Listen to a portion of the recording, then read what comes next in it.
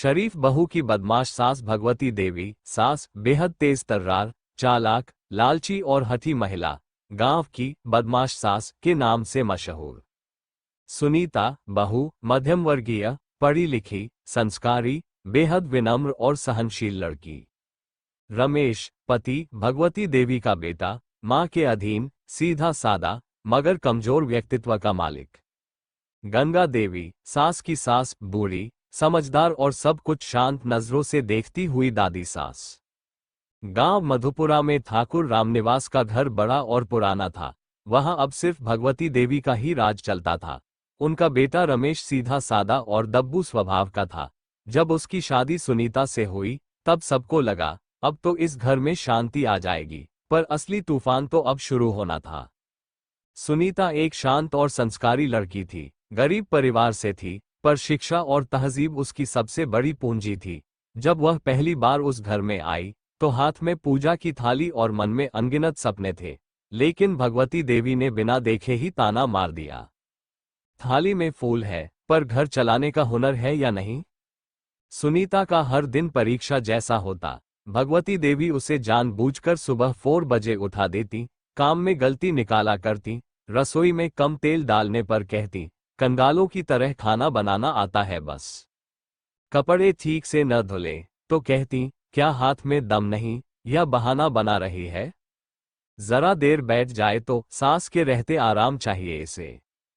रमेश कभी कुछ नहीं कहता। जब भी सुनीता उसकी ओर उम्मीद से देखती, वह नजरें चुरा लेता।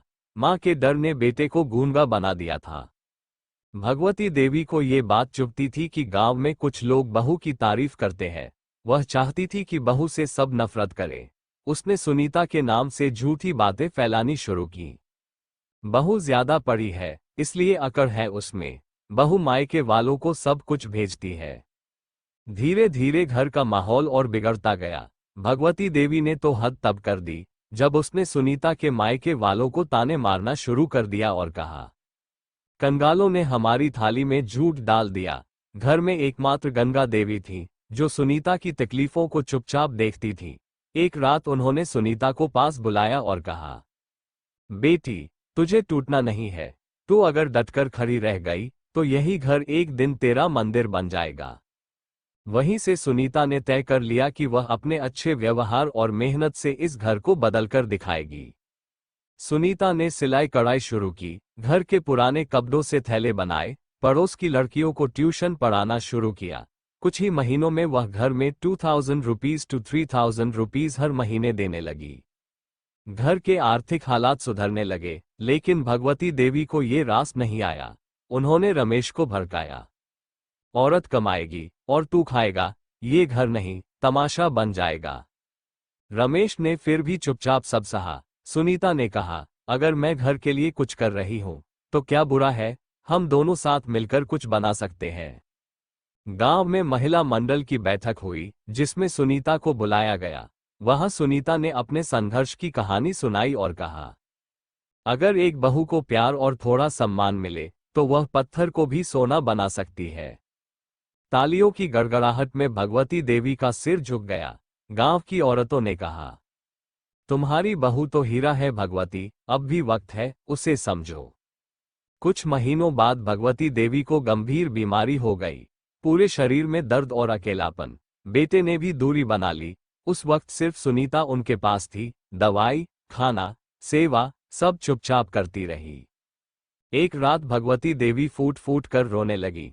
उन्होंने सुनीता का हाथ पकड़कर कहा, बेटी, मैंने तुझे तंग किया पर तूने मेरी जिंदगी बचा ली। तू मेरी बहू नहीं, बेटी है। अब भगवती देवी बदल चुकी थी। उन्होंने सबके सामने सुनीता की तारीफ की और गांव में बहुओं को इज्जत देने की मिसाल बन गई। रमेश भी अब सुनीता को जीवन संगिनी मानकर सम्मान देने लगा। मधुपुरा का वो घर अब प्रेम, समझ और सहयोग से भर गया था।